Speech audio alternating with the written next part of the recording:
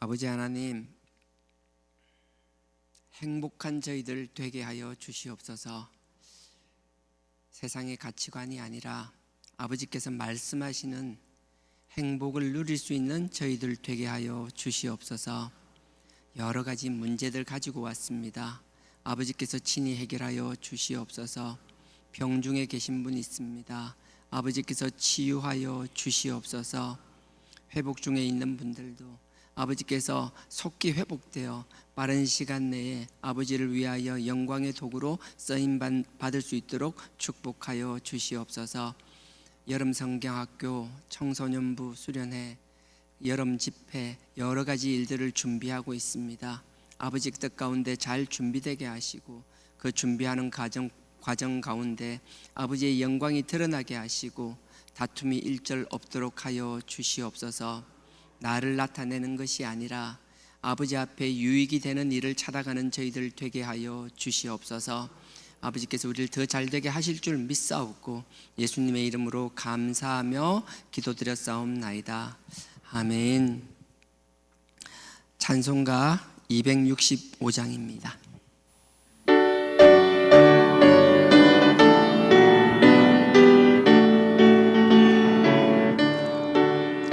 옳은 길 따르라 의의 길을 세계 만민이 의의 길, 이 길 따라서 살 길을 온 세계에 전하세. 만 백성이 나갈 길, 어두운 밤 지나서 동튼다. 환한 빛 보아라 저 빛, 주 예수의 나라 이 땅에 곧 오겠네 오겠네. 주 예수 따르라 승리의 주, 세계 만민이 돌아간 길과 진리요 참 생명, 내 장엄을 부수고 다 따르라 화평왕. 어두운 밤 지나서 동튼다. 환한 빛 보아라 저 빛, 주 예수의 나라 이 땅에 곧 오겠네 오겠네. 놀라운 이 소식 알리어라. 세계 만민을 구하려 내 주 예수를 보내신 참 사랑의 하나님. 만 백성이 따를 길, 어두운 밤 지나서 동튼다. 환한 빛 보아라 저 빛, 주 예수의 나라 이 땅에 곧 오겠네 오겠네. 고난길 헤치고 찾아온 길, 많은 백성을 구한 길, 모두 나와서 믿어라. 온 세상이 마침내 이 진리에 살겠네. 어두운 밤 지나서 동튼다. 환한 빛 보아라 저 빛, 주 예수의 나라 이 땅에 곧 오겠네 오겠네. 아멘. 오늘 말씀 신약입니다.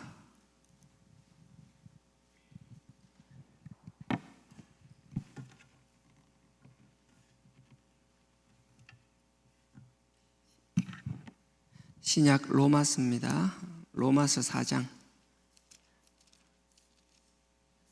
6절에서 8절입니다.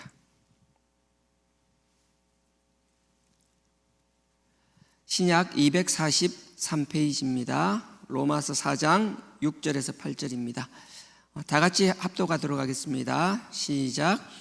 일한 것이 없이 하나님께 의로 여기심을 받는 사람의 행복에 대하여 다윗의 말한 바, 그 불법을 사하심을 받고 그 죄를 가리받는 자는 복이 있고 주께서 그 죄를 인정치 아니하실 사람은 복이 있도다 함과 같으니라.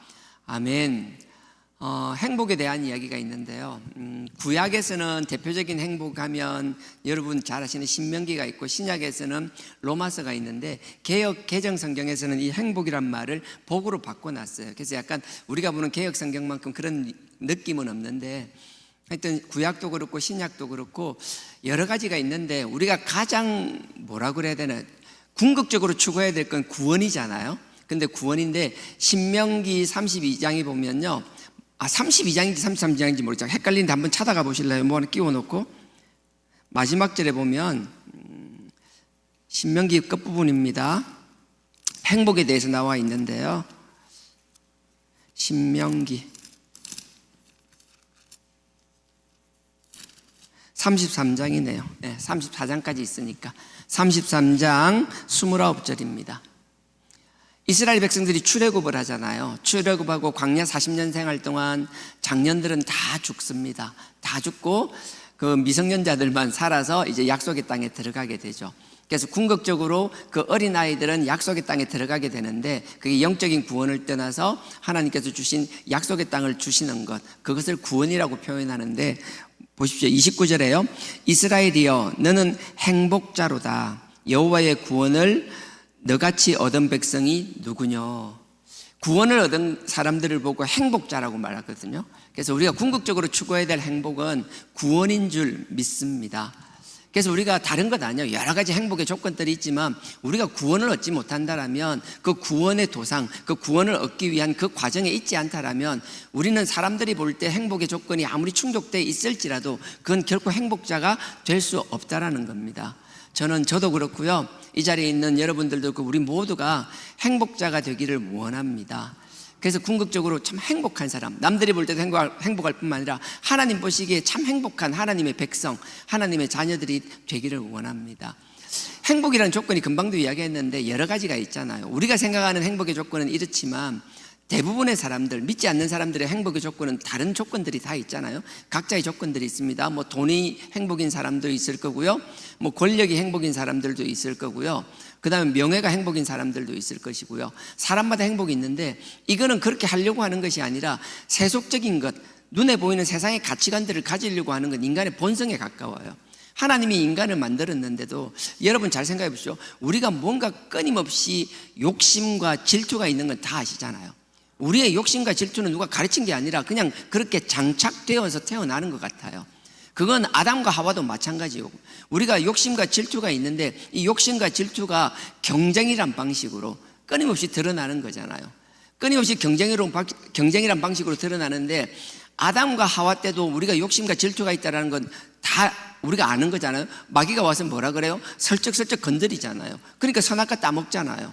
근데 이게 경쟁이란 방식으로 이제 그러니까 적나라하게 드러나는 건 가인과 아벨 때잖아요. 같은 형제인데도 불구하고 한 배에서 태어났고 자기의 부모인 아담과 하와는 하나님이 친히 창조한 사람들임에도 불구하고 누가 언제 가르쳤는지도 모르는데 마음속에 욕심과 질투가 가득했잖아요. 그래서 동생과 비교할 때 동생보다 못한 것 같은 게 어떻게 돼요? 그게 경쟁이란 방식으로 드러나는데 그 경쟁이라는 게 하나님 앞에서의 원칙이 사라지니까 뭐예요? 그 경쟁에서 이기기 위한 자기의 욕심과 질투를 충족시키기 위해서는 동생을 죽이는 것도 서슴지 않는, 그게 세상에서의 조건이잖아요. 세상에서 말하는 행복이잖아요. 세상에서 말하는 그 행복을 얻기 위해서는 자기만의 행복을 위해서라면 남의 행복 따위는 아무런 의미가 없는, 심지어 남을 죽이고 짓밟는 일이 아무렇지도 않은 그런 조건의 행복들을 찾아나가는 게 인간인 줄 믿습니다. 그게 남이 아니잖아요. 지금 우리 모습이고 저의 모습이라고 저는 믿습니다. 하지만 좀 전에도 살펴본 것처럼 하나님이 말씀하신 행복은 그런 게 아니라는 거예요. 그래서 우리가 찬양 부를 때마다 이 행복이라는 찬양 많이 부르잖아요. 제가 다 외우지를 못해서 제가 이렇게 캡처를 해왔어요. 네. 화려하지 않아도 정결하게 사는 삶, 가진 것이 적어도 감사하며 사는 삶, 내게 주신 작은 힘 나눠주며 사는 삶, 이것이 행복이라오. 세상은 알 수 없는, 그렇죠. 세상은 어떻게 알겠어요? 세상은 그렇게 욕심과 자기의 뭐라 그래도 그 끊임없는 질투와 욕심을 위해서 끊임없는 경쟁, 그것도 자기만의 룰을 정하고 자기가 원하는 행복을 정치하기 위해서는 사람 죽이는 것조차 서슴없이 하는, 그렇지만 우린 그렇지가 않다라는 거예요. 없으면 없는 가운데서도 주위 사람들을 돌아보며 나눠줄 수 있는 삶. 근데 이건 내가 하는 것이 아니라 세상에 알 수 없는 이 행복은 하나님이 주신 하나님의 선물이라는 것이잖아요. 그래서 우리 끊임없이 그렇게 고백하고 살잖아요. 그래서 이것이 행복이라고, 세상은 알 수 없는 하나님의 선물, 이것이 행복이라고. 그리고 하나님의 자녀로서 살아가는 것, 이것이 행복이라고. 이렇게 우리가 행복을 고백하고 찬양하고 있는데요, 이렇게 고백하는 것도 정말 이렇게 두리뭉실하게 찬양이 아니라 하나님이 주신 말씀을 가지고 행복한 삶을 살아나가기를 간절히 원합니다. 우리가 행복이라는 건 그래요. 이렇게 살아가지만 행복은 하나님이 한 장소에 주신 게 아니잖아요. 그래서 여러분들 좀 자유로웠으면 좋겠어요. 하나님이 지경을 열어주시는 데 대해서 받아들이셨으면 좋겠어요. 하나님이 그 핏값으로 세우신, 그 예수님의 핏값으로 세우신 예루살렘 교회도 하나님이 복음의 확장을 위해서는 흔드셨어요. 예루살렘 교회도 깨트리셨어요. 이게 우리가 하나님 가운데 하나님이 원치 않는 일을 하다가 깨진다면 그거는 하나님의 심판이고 재앙이에요. 하지만 그게 아니라 우리가 누구보다 하나님 사랑하고 하나님 뜻 가운데 살아가려고 하고 하나님이 주신 행복을 누리기 위하여 말씀 앞에 두렵고 떨림으로 서 있는 그 가운데서 하나님께서 우리의 흔들림을 주시고 찢어짐을 주시는 것은 그건 재앙과 저주가 아니에요. 하나님의 영광을 위한, 복음을 위한, 확장을 위한 도구로 우리를 쓰고 있는 줄 믿습니다. 그러니 어디 가든 우리가 하나님 앞에 부끄러움 없다라면, 우리가 행복자라면 거기서 만족하며 하나님의 영광 돌리는 저와 여러분들이 되어야 될 줄 믿습니다. 그래서 어딜 가든지 우리가 하나님께서 길을 열어주시면 우리 자녀들 성장하게 되면 또 이 좁은 부산이 아니라 부산보다 넓은 지경으로 자꾸 옮겨주실 일들이 생길 거잖아요. 또 여러 가지 서울로도 옮기겠지만 또 하나님께서 열방을 향하여 이 대한민국이란 좁은 땅이 아니라 열방을 통하여 우리 다음 세대들의 지경을 넓혀주실 줄 저는 확신합니다. 어디에 가든지 그 자리의 문제가 되는 것이 아니라 우리가 어디에 있든 행복한 자들이 되기를 원합니다. 우리 자녀들 다음 세대가 행복하기를 원하거든요. 그래서 우리가 행복의 본을 좀 보여주는 부모 세대가 되었으면 좋겠어요. 그래서 하나님 앞에서 애통하지만 신앙생활로 하나님의 자녀답게 살아나갈 때는 행복하고 즐겁게 살아나갔으면 좋겠어요. 하나님의 자녀로 사는 것, 하나님의 백성으로 사는 게 이렇게 기쁜 일이라는 것을 우리가 보여주는 사람이면 좋겠어요. 그러니 우리가 그렇게 살기 위해서는 주어진 우리 현실에 짓눌리는 것이 아니라 이 정도의 현실 따위는 하나님이 주시는 그 기쁨과 하나님이 주시는 행복을 통하여 넉넉히 이겨내는 그런 자들이 되기를 원합니다. 그래서 하나님께서 도대체 행복이 뭐냐라고 이야기하는 게 오늘 신약의 로마서 4장요. 다시 돌아가겠습니다. 로마서 4장입니다. 그래서 우리가 가끔 또 하나님께서 우리를 또 서로 이렇게 만나게 해주시고 서로 이렇게 짝지가 되어준다고 해야 되나, 신앙에 이렇게 기도 짝이 되게 해주신 거 얼마나 감사한지 몰라요. 또 하나님이 때로는 하나님께서 기도의 지경을 넓히기 위하여 또 그런 것도 감사한 거고요. 우리가 하나님 앞에만 들어가 있다라면 어떤 거든지 감사할 수 있는, 뭐든지 감사하고 뭐든지 아멘인 우리 조하나 교회가 될 줄 믿습니다. 자, 4장 6절입니다. 제가 읽겠습니다. 일한 것이 없이 하나님께 의로 여기심을 받는 사람의 행복에 대하여 다윗의 말한 바. 그래서 이게 정확하게 말하면 다윗이 말하는 행복이라는 말이에요. 그래서 고민을 많이 했어요. 제목을 다윗이 말하는 행복이라 할까 생각하다가 아니 그게 아닌 것 같더라고요. 당신이 더 행복하면 좋겠습니다. 그래서 오늘 제목이 뭐예요? 당신이 더 행복하면 좋겠습니다. 제가 막 돌아가면서 서로 마주보고 인사하라고는 안 하겠지만 그런 마음이면 좋겠어요. 오늘 예배 마치고 나갈 때마다 마주치는 사람, 아니 집에 가서 보는 사람, 오늘 보는 사람, 모든 사람 볼 때마다, 아니 우리의 삶을 살아나가면서 만나는 모든 사람을 볼 때마다 당신이 더 행복하면 좋겠습니다. 당신이 더 행복해졌으면 좋겠습니다. 그 행복은 구원이거든요. 그러니 그런 마음으로 살아나가는 저와 여러분 되기를 간절히 축원드립니다.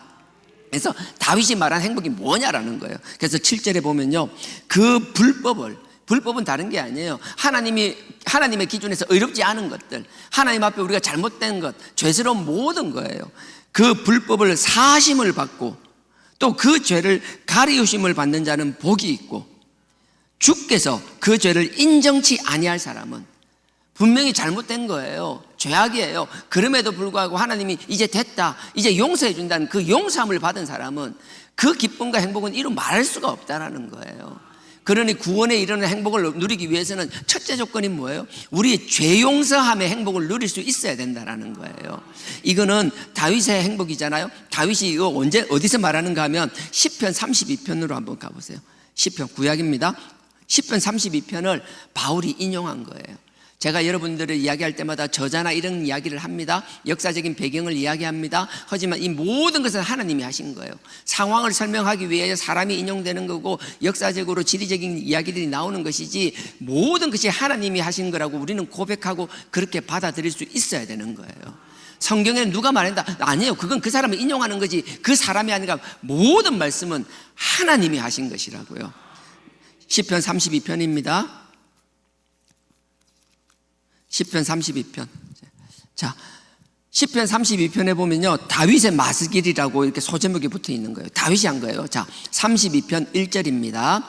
허물의 사함을 받고, 허물이라는 건 배반이라는 뜻이도 있고요, 큰 죄, 의도적으로 하나님을 대적하는 거예요. 작은 죄가 아니에요. 여러분 지난번에도 얘기했습니다. 허물은 정말 의도적으로 하나님 보시기에 정말 괘씸한 죄예요. 근데 그 허물을 사함을 얻는다라는 거예요.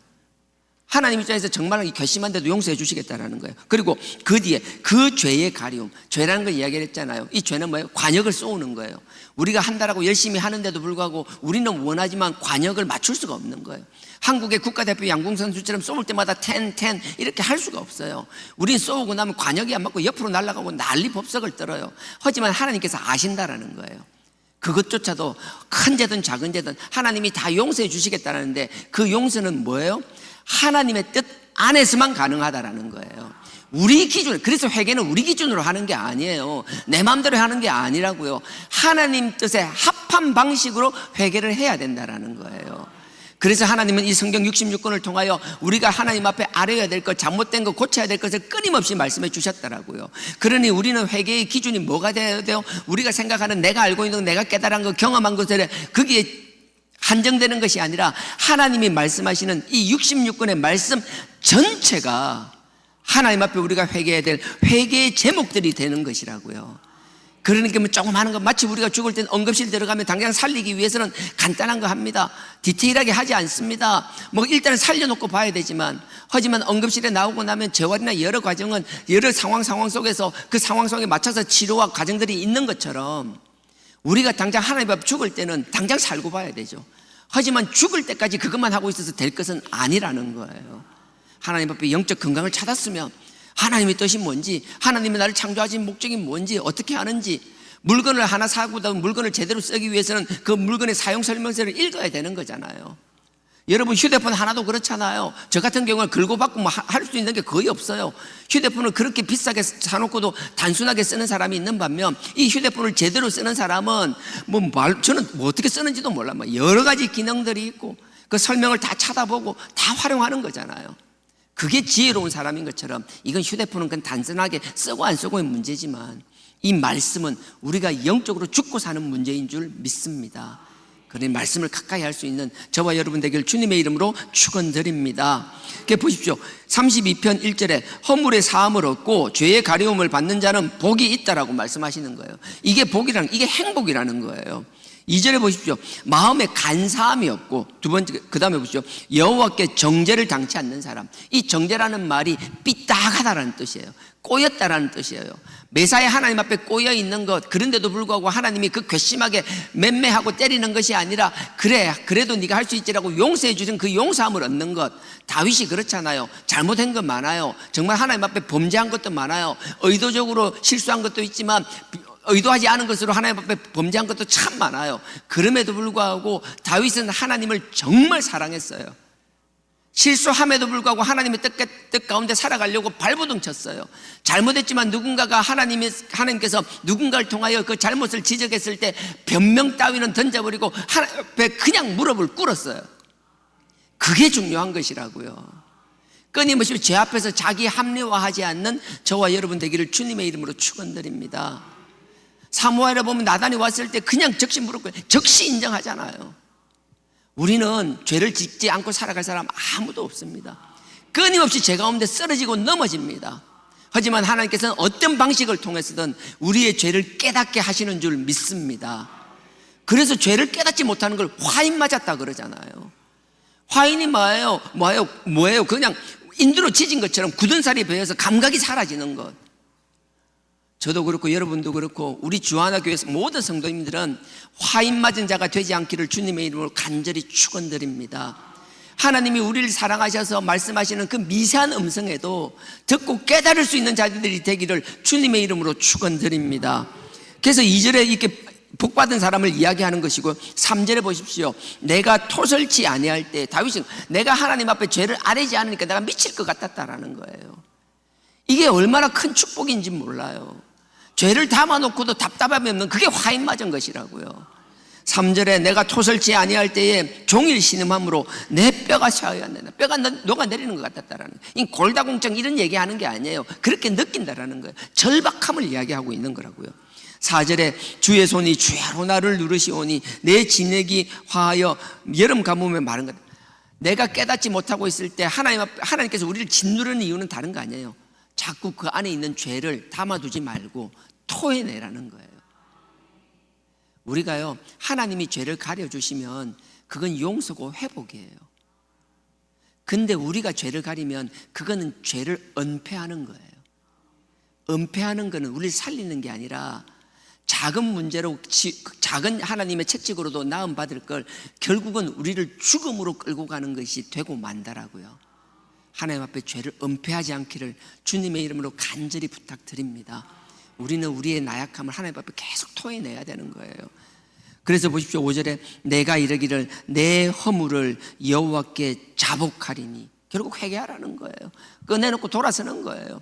자복하리라 하고 주께 내 죄를 아뢰고 내 죄악을 숨기지 아니하였더니 곧 주께서 내 죄의 악을 사하셨나이다. 하나님은 우리가 하나님 앞에 우리의 죄와 허물을 내어놓기를 원하는 거예요. 우리의 삐딱한 심령들을 내어놓기를 원하는 거예요. 그러면 하나님께서 바로 잡아주실 줄 믿습니다. 이게 행복이라는 거예요. 저는 하나님께서 우리의 지경을 넓혀주는 가운데, 우리의 다음 세대들의 지경을 넓혀주는 가운데 어쩔 수 없이 부산을 떠나고 여기 또 대한민국을 떠날 일들이 생길 거예요. 어디 가든지 그들의 앞날이 행복하기 위해서는 이 하나님이 말씀하시는 이 행복의 기준이 우리 다음 세대들의 뼛속 깊이 새겨져야 할 줄 믿습니다. 그래서 우리 자녀가 어딜 가든지 이 행복의 기준에 부합한 자녀들이 되기를 간절히 축원합니다. 또 한 가지, 구약에도 아까 얘기했잖아요. 신명기 한번 10장 찾아보실래요? 아까 신명기 33장을 찾았는데요, 이번엔 신명기 10장입니다. 33장은 맨 마지막 이야기고요, 신명기 10장은 이제 초반부 이야기인데, 하나님께서 우리를 행복하기를 원하신다라는데 그 행복에 대해서 다시 한번 명확하게 기록된 게 있어요. 10장 13절입니다. 신명기 10장 13절입니다. 구약 278페이지입니다. 구약 278페이지입니다. 10장 13절 제가 읽겠습니다. 내가 오늘날 너희의 행복을 위하여 내게 명하는 여호와의 명령과 규례를 지킬 것이 아니냐. 하나님께서 우리에게 말하는 거예요. 너네들이 행복하기를 원한다라는 거예요. 행복하기 위해서 이것을 하라라고 이제 단서 조항을 다는 거예요. 그 조항이 뭐예요?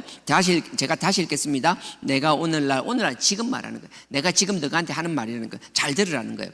내가 지금 너희한테 말한다. 너희의 행복을 위하여 내가 뭔가 너에게 요구할 텐데, 내가 너네들에게 요구하는 것은 다른 게 아니야. 너네들 불행하라고 그러는 게 아니야. 너네들 고생시키려고 하는 거 아니야. 너네들 괴롭히려고 그러는 게 아니야. 너네들 행복하라고 이렇게 시킨다라는 거예요. 그래서 행복을 위하여 너희에게 명하는 여호와의 명령과 규례, 율법, 우리에게는 하나님의 말씀, 이 말씀을 지킬 것이 아니냐, 지켜야 한다라고 말하는 거예요. 그러니 우리는 행복하기 위하여 하나님의 말씀을 지켜야 되는 것이고, 하나님의 말씀을 지키기 위해서는 하나님의 말씀을 알아야 되는 것이고, 하나님의 말씀을 알기 위해서는 듣고 읽어야 된다라는 거예요. 듣고 읽어도 모르면 하나님의 말씀을 설명해 주는 하나님의 종들을 통하여 그 해석을 봐야 되는 것이고, 모르면 나름대로 또 여러분 스스로 연구하고 공부해야 되는 것이고, 그렇게 나갈 때 하나님의 뜻을 알게 되고 하나님의 그 뜻, 하나님의 말씀을 지키는 자들이 되는 줄 믿습니다. 근데 하나님의 말씀을 지키라고 했는데 그 위에 쭉 내용들이 다시 나열되어 있는 거예요. 13절은 12절의 반복이에요. 자, 그 위에 바로 위에 12절입니다. 이스라엘아, 우리에게 하는 말이에요. 성주야 하는 거예요. 이스라엘아, 너의 하나님 여호와께서 너에게 요구하는 것이 무엇이냐? 분명히 하나님께서 이건 그냥 하는 게 아니라 하나님께서 우리에게 요구하는 거예요. 이 요구는 부탁이 아니에요. 명령이에요. 하나님의 명령이에요. 하나님께서 우리에게 요구하는 것이 무엇이냐? 곧 너의 하나님 여호와를 경외하며. 여러분 보십시오. 12절에서 보면 이제 동사만 여러분들 편에 있으면 동사만 동그라미 치십시오. 동사만. 자, 곧 너의 하나님을 경외하며. 이 동사잖아요. 경외. 그 다음에 보십시오. 그 도를 하나님 우리에게 주신 그 말씀, 지켜야 될 그 길, 지켜야 될 그 사명들, 그 도를 행하고. 보십시오. 첫 번째는 뭐예요? 경외하라 그랬죠. 두 번째 동사는 행하라는 거예요. 행하고 그를 누구예요? 하나님을 사랑하며. 사랑도 동그라미죠. 사랑도 동사니까, 사랑하라는 동사니까 그를 사랑하며 마음을 다하고. 우리의 마음 진심으로 하는 거예요. 성품 우리가 할 수 있는 모든 것을 다하여 너의 하나님 여호와를 섬기고. 동사가 4개 나왔죠. 제가 다시 읽어보겠습니다. 첫째 뭐라고요? 여호와를 경외하라는 거예요. 하나님을 두려워하는 거예요. 하나님을 의식하고 살아라는 거예요. 하나님을 의식하고 두려워하고 경외하는 것, 그 다음에 하나님 주신 말씀의 길을 우리가 행해야 된다는 것. 듣고 읽는 거로 끝나는 게 아니라 그렇게 살아나가야 된다는 거예요. 도를 행하라는 거예요. 살아나가는 거예요. 그 다음 뭐예요? 그거로 끝나는 게 아니라 이 도를, 이 말씀을 주신 하나님을 사랑하라는 거예요. 이게 사랑이 왜 중요하면요, 사랑하면 안 시켜도 지가 알아서 해요. 사랑하면요, 지가 알아서 막 꼭두새벽부터 와서 집 앞에서 기다리고 있어요. 사랑하면 눈치 보고 뭐만 필요한 거 지가 알아서 다 준비해놔요. 그러던 인간이 안 하는 건 사랑이 식어서 그런 거잖아요. 근데 하나님께서 말씀하시는 건 너 나를 향한 사랑 식으면 안 돼, 그 말을 하는 것이라고요. 하나님을 사랑하라는 거예요. 그 다음에 뭐예요? 마음을 다하고 성품을 다해 너의 하나님을 섬기라는 거예요. 단순히 사랑하는 것으로 끝나는 게 아니라 하나님을 섬기는 자세, 종의 자세가 있어야 된다는 거예요. 이 4가지를 하게 되는 것이 뭐예요? 핵심적으로 줄이면 13절에 명령과 규례, 하나님의 말씀을 지킬 것이라. 지킨다라는 게 이 4가지 동사가 수반되는 거예요. 이게 뭐예요? 13절에 이렇게 하는 이유, 우리에게 이렇게 요구하고 명령하시는 이유 뭐예요? 나는 너희가 정말 행복했으면 좋겠어. 나는 너네가 세상 누구보다도 행복하면 좋겠어. 하나님이 우리를 향한 그 행복에 대한, 행복을 갈망하신다는 그 하나님의 뜻을 다 받아 누려서 행복하게 살아나가는 저와 여러분 되기를 주님의 이름으로 간절히 부탁드립니다. 그래서 정말 여러분들이 행복했으면 좋겠어요. 나는 여러분들이 더 행복해졌으면 좋겠어요. 그래서 이게 제가 더 행복하면 좋겠다, 당신이 더 행복하면 좋겠습니다, 이 말이 어느 그 선교 단체는 아니에요. NGO 단체인데 그 전도를 하는, 복음을 전하는 NGO 단체예요. 예전에 제가 한번 봤어요. 영상을 보내줘서 봤는데 이 단체가 그걸 하더라고요. 그래서 후원을 받고 해서 미자리 교회들의 전도지도 지원해주고 그렇더라고요. 제가 이 말씀을 문득 깨닫고 나면서 그 생각이 들었어요. 어제 저녁에, 하나님 왜 그 단체가 있는데 그 단체를 활용하지 못했냐라고. 세상에 하나님이 우리 주하나 교회를 위하여 그런 단체를 만들어 주셨는데 왜 활용하지 못하고, 전도 용지 하나 할 때마다 우리가 막 인터넷 찾아보고 막 자료 찾고 왜 그렇게 했는지 모르겠더라고. 물론 전도지 만드는 많은 업체들이 있어요. 하지만 그런 영세한 업체도 있지만, 제가 이거 이름은 기억 안 나지만 이 업체는 그냥 영세한 게 아니라 정말 우리나라에서도 네노라는 기업에서 그것만 전문적으로 한 게 아니라 미국의 타임스퀘어 있잖아요, 뉴욕에. 거기서도 보면 하나님을 광고하는 그런 일들을 하고 있어요. 정말 프로 중에 프로예요. 그걸 왜 활용하지 못했지. 그러고 나서 딱 들어가 봤는데 저는 정말 놀랐어요. 왜냐하면 오늘 본문이 하나님의 행복을 이야기하는데 거기서 보면 앞에 탁 나온 게 그래요. 당신이 더 행복했으면 좋겠습니다. 그게 슬로건처럼 그렇게 쓰고 있더라고요. 그래서 제가 제목을 바꿨어요. 다윗의 행복에서 그렇게 바꾼 거예요. 그래서 그런 방법들인데 이제 뭐 그런 것도 우리가 차용하면 좋겠고, 여하튼 우리가 하나님 앞에 살아나갈 때 단순히 그 문구가 이제 그냥 보이지 않더라고요. 당신이 더 행복했으면 좋겠습니다 말이, 당신이 반드시 구원받았으면 좋겠습니다. 우린 그런 마음으로 모든 사람에게 행복을 전하며, 그게 구원을 전하는 거잖아요. 우리 먼저 행복해지는 저와 여러분, 우리 주하나 교회가 되기를 간절히 원합니다. 그렇게 살아나가기를 원하고요, 우리가 행복의 사도들이 되기를 축원드립니다. 다 같이 기도드리겠습니다. 아버지 하나님, 아버지께서 우리의 행복을 간절히 원하시고 행복하기 위하여 아버지께서 명령하셨사오니, 아버지의 말씀을 가까이 하며 말씀을 지키고 행하는 자들 되게 하여 주시옵소서. 아버지의 말씀 위에 단단히 서서 우리가 먼저 행복자가 되며 세상의 잣대로 시기와 질투와 경쟁이 아니라 아버지 나눠주며 아버지께 주신 은혜를 마음껏 흘려보내는 저희들 되게 하여 주시옵소서. 또한 우리 자녀들 축복하여 주시옵소서. 그 가는 길을 지켜보아여 주시옵소서. 그들의 발에 등불이 되어 주시옵소서. 아버지께서 그들의 길을 지켜주실 줄 믿사옵고, 아버지께서 그들의 가는 길마다 항상 승리하는 삶 살게 하여 달라라고 이 시간 다 같이 주의 삼창 부르시고 기도 드리시겠습니다. 주여, 주여, 주여.